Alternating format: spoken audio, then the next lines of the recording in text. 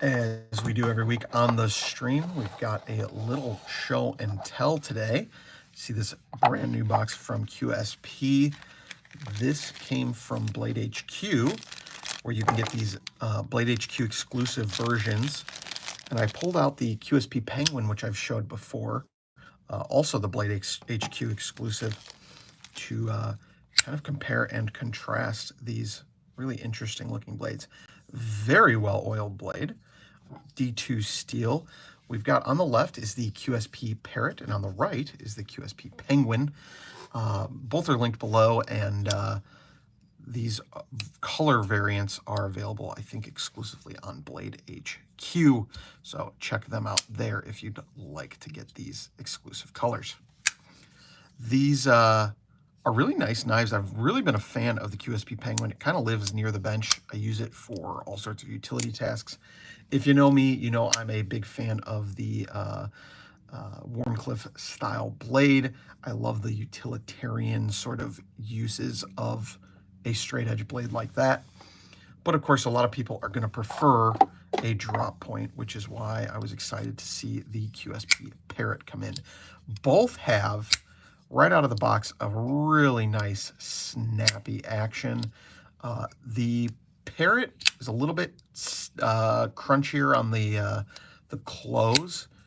I don't know if that comes down to the weight of the blade. There's just a little bit more mass out at the tip, or perhaps I've used this. You can also see there's a slight color difference between the two. Let's put those back to back. A little bit deeper blue on the Parrot for whatever reason, though I believe they're the same style handles. Really like these knives for kind of a budget folder. They're like 30 bucks on Amazon, I think. You can get all sorts of different like scale combos, colors, all sorts of stuff like that. But these are both in the D2. Let's check the Parrot since it just came from the factory and see, sorry for the noise, we'll see how well that cuts to begin with. And it is super sharp. I've been using the QSP for the Penguin for a while. Let's see, that's also holds an edge pretty darn well.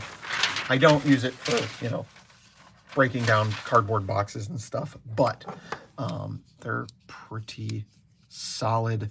Pocket clips, I think on the Penguin, you're gonna have this deep carry, and you're gonna have a little shallower carry on the Parrot. That's unfortunate, because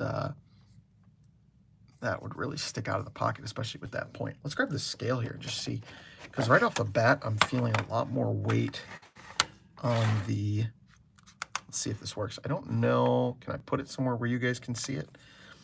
Let's see, that is the Parrot. That is 3.1 ounces, or 100, what is that? Oh, grains, I don't need grains, give me grams. Or 88 grams. The Penguin's going to be 97 grams. Yeah, a little bit heavier. 3.4 ounces. So you can feel the weight difference on that. Not that it's extreme.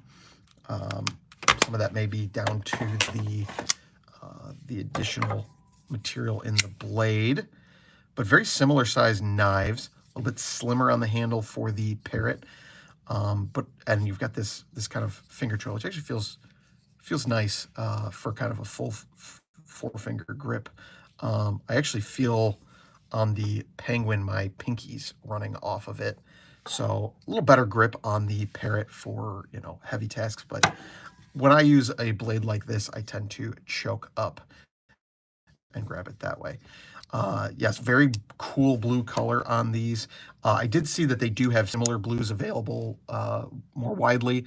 I don't know how long or whether these are still available from Blade HQ, but what's nice is that blue and black is a really striking combo. Speaking of blue knives, let's go ahead and pull out my other favorite blue knife just for kicks and giggles, that blue Alox Farmer that I've showed off on the channel before.